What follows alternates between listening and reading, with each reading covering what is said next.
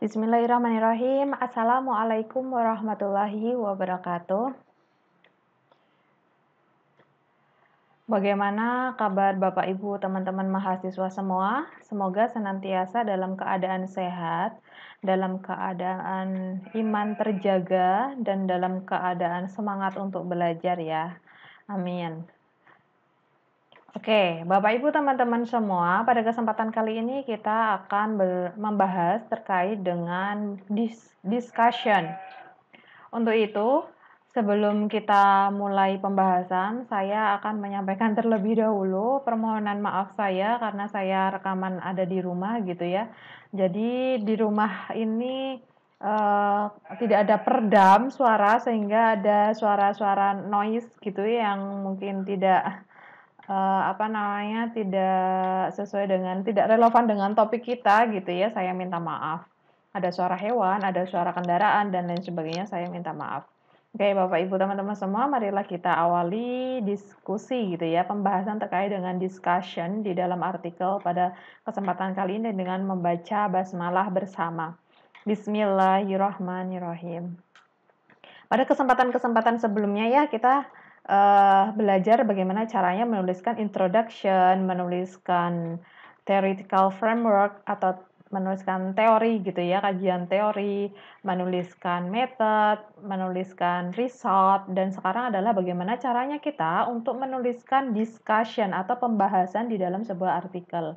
Tentunya pembahasan ini lagi-lagi tidak sesuai dengan apa yang sudah kita tuliskan atau apa yang akan kita tuliskan di dalam karya tulis ilmiah tesis gitu ya, tugas akhir skripsi, tesis dan lain sebagainya atau disertasi nanti gitu ya. Jadi pembahasan di sini juga lebih singkat, padat dan sangat mengena atau kaya terhadap dari data atau hasil lapangan Bapak Ibu yang sudah ditemukan melalui berbagai pengumpulan data.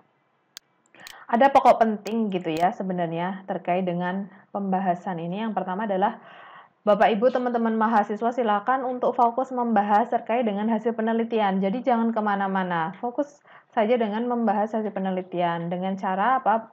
Dengan cara menjawab dari pertanyaan penelitian atau hipotesis yang sudah diajukan di dalam sebuah penelitian tersebut.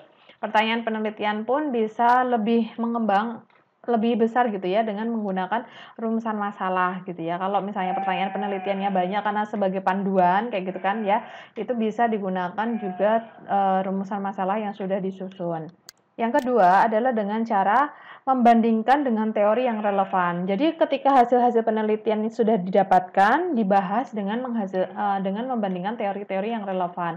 Misalnya nih hasil terkait dengan hubungan antara kepala sekolah dengan kedisiplinan guru. Artinya yang perlu dibandingkan dengan teori adalah kepemimpinan kepala sekolah dengan disiplin guru. Nah, dikaji itu Bapak Ibu silakan mengkaji bagaimana kepemimpinan kepala sekolah menurut teori-teori terdahulu, bagaimana kepemimpinan kepala sekolah menurut hasil penelitian sebelumnya, dan juga bagaimana kedisiplinan guru terkait dengan hal-hal tertentu yang seperti substansi penelitian Bapak Ibu gitu ya, itu dibahas dengan teori-teori terdahulu dan juga hasil-hasil penelitian sebelumnya. Dan yang terakhir adalah dituliskan sintesa. Jadi setelah semuanya dikutip-kutip gitu kan ya, disitasi dibandingkan dengan teori, mensitasi teori orang lain gitu, sumber-sumber lain, hasil-hasil penelitian lain, selanjutnya adalah disintesakan. Itu yang paling penting karena selama ini saya melihat bahwa para mahasiswa menuliskan hanya kutipan-kutipan saja tapi lupa untuk mensintesakan. Nah, mensintesakan itu kan untuk melihat posisi kita sebagai penulis, sebagai peneliti di dalam artikel yang kita tulis itu di mana letaknya gitu ya, dibandingkan dengan artikel atau penelitian terdahulu, dibandingkan dengan teori-teori terdahulu itu letaknya di mana seperti itu. Nah, Bapak Ibu teman-teman mahasiswa, justru poin terpenting gitu ya di dalam sebuah penelitian itu adalah di pembahasan gitu ya. Jadi intinya apa?